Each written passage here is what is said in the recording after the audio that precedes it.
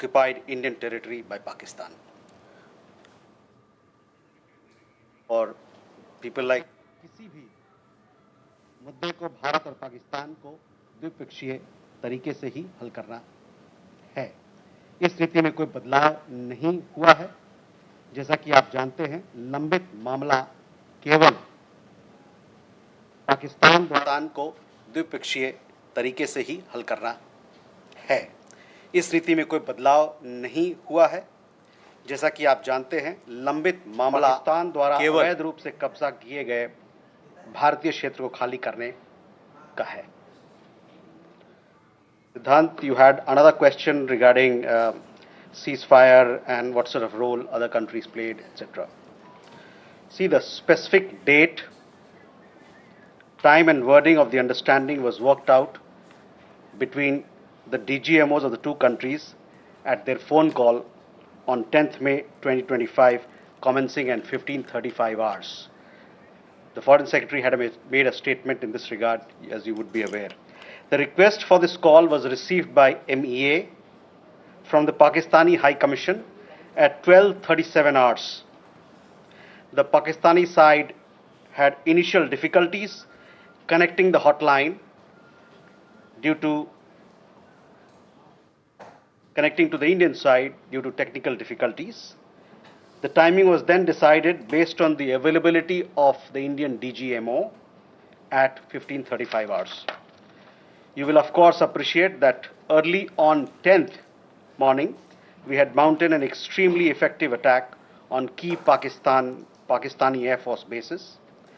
That was the reason they were now willing to stop firing and military action. Let me be clear, it was the force of Indian arms that compelled Pakistan to stop its firing.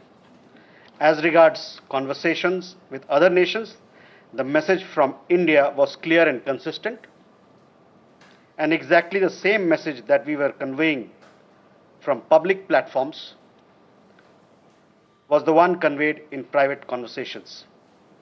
It was that India was responding to the 22nd April terrorist attack by targeting the terrorist infrastructure. However, if the Pakistani armed forces fire, Indian armed forces will fire back. If Pakistan stops, India will also stop. This was also the message that was conveyed to the Pakistani side at the time of the commencement of Operation Sindoor, which was not heeded to by the Pakistani side at that time. It is natural that many foreign leaders who heard this from us would have shared it with their Pakistani interlocutors. Jessica, you had a question on IWT. The other day you saw that after the CCS decision, this Indus Waters Treaty has been put in abeyance. I would also like to take you back a little. The IWT, the Indus Waters Treaty, was concluded in the spirit of goodwill and friendship as specified in the preamble of the treaty. However, Pakistan has held these principles in abeyance by its promotion of cross-border terrorism for several decades now. Now, as per CCS decision that I referred to of 23rd April, India will keep the treaty in abeyance until Pakistan credibly and irrevocably abjures its support for cross-border terrorism. Please also note that climate change, demographic shifts, and technological changes have created new realities on ground as well. Kandanvi had a question regarding trade matters. From the time of Operation Sindoor, commenced on 7th May, till the understanding on cessation of firing and military action on 10th May,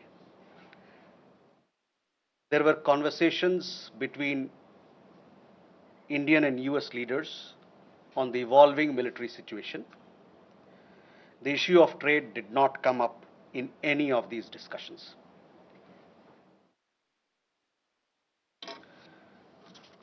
Siddhant, you had a question on the latest statement issued by the Pakistan Foreign Office.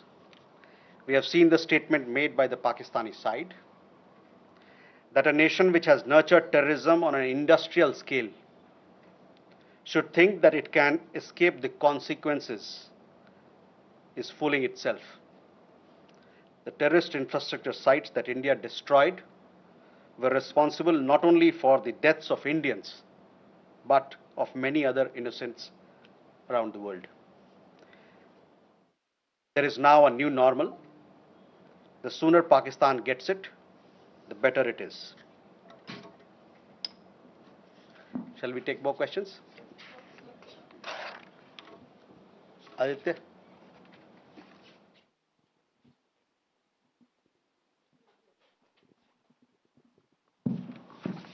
Mr. Jaiswal, I have two quick questions. One, that some of the Indian diplomats who have given interviews